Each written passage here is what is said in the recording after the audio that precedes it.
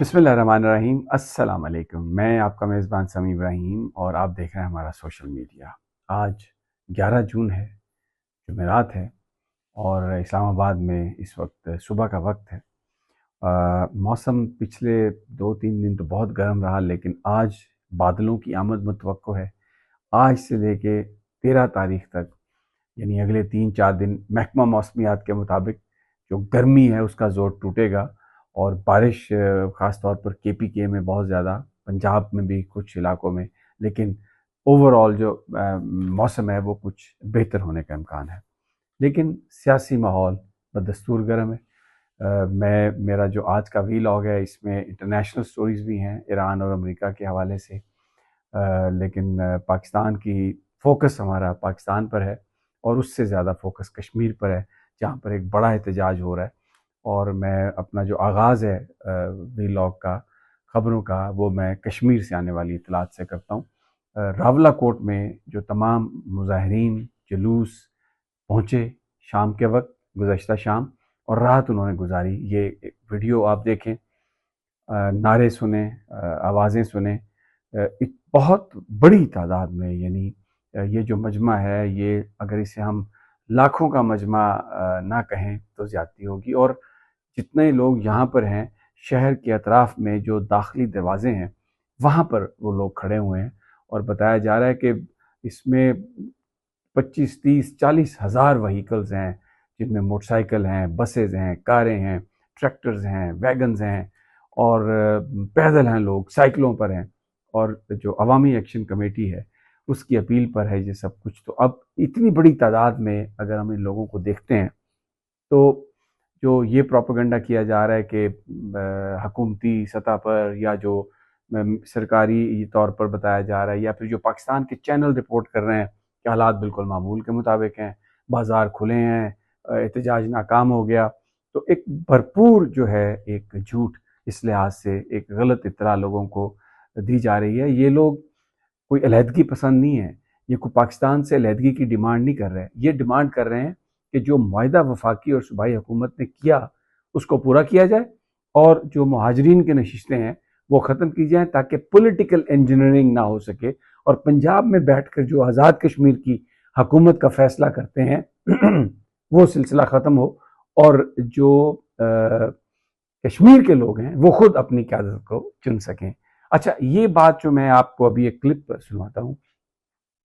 जिससे आपको ये अंदाज़ा होगा कि ये बज़ाहिर तो अपने राइट्स के लिए एक तहरीक है, और लेकिन इसमें एक अंसर ये भी आ रहा है कि इन लोगों की हमदर्दियाँ इमरान खान के साथ भी हैं। ये जो क्राउड है, मैं आपको अभी दिखाता हूँ, और हवाला दे के कहा जा रहा है कि नून लीग की जो हुकूमत है वो झूठ पर यकीन रखती है। ये सरदार अमान की ज़रा गुफ्तगू सुन लें, जिसमें वो खुलकर बयान कर रहे हैं कि नून लीग को आदत है किस तरह वो चोर दरवाजे से आती है, जिस तरह इन्होंने पाकिस्तान में इमरान खान जो इलेक्शन जीता हुआ था उसको इन्होंने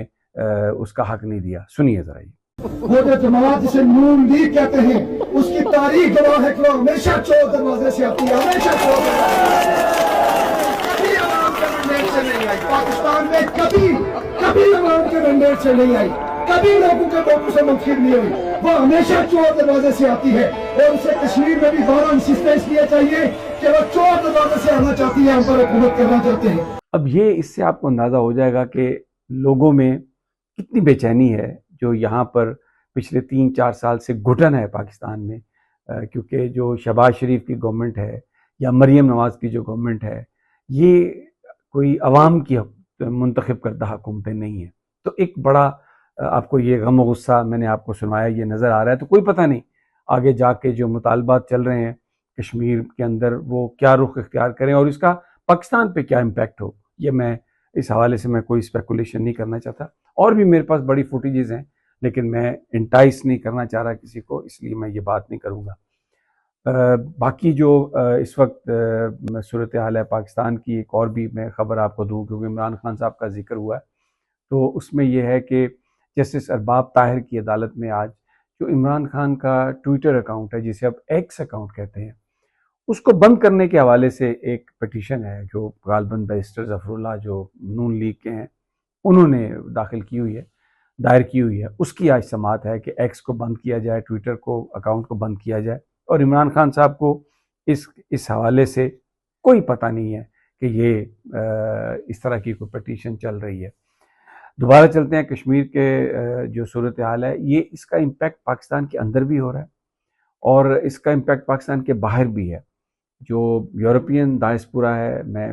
بتاتا ہوں روزانہ آپ کو کہ مختلف یورپ کے شہر ہیں جہاں پر احتجاج ہے، کشمیری جو آزاد کشمیر میں ہو رہا ہے اس پر احتجاج کر رہے ہیں۔ مقبوضہ کشمیر سے بھی میر وائس فاروق حریت کانفرنس کے، انہوں نے بھی اس ساری صورتحال پر افسوس کا اظہار کیا ہے اور انہوں نے کہا کہ مجھے جو اطلاعات آ رہی ہیں ان پر مجھے سخت تشویش ہے، اور وہاں پر جو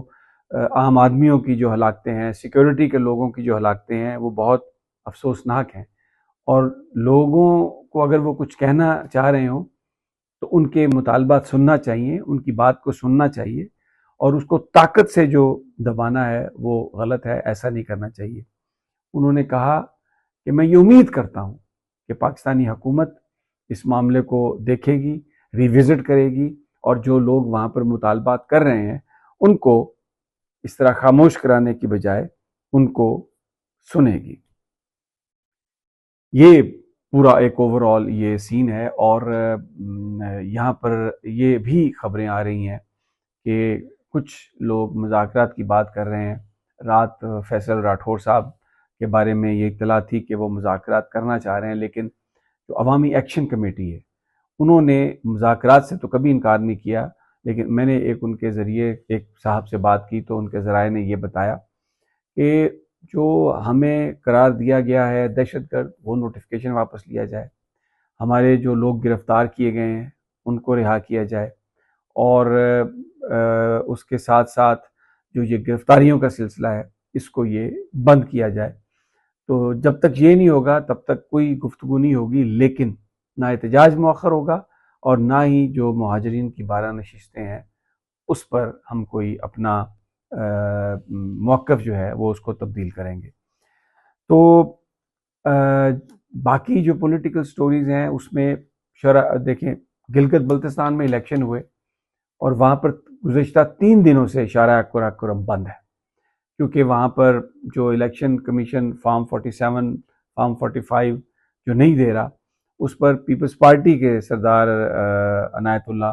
جو ایکچولی گلگت بلتستان کے حلقہ 15 سے غالباً 16 یا 15 ہے،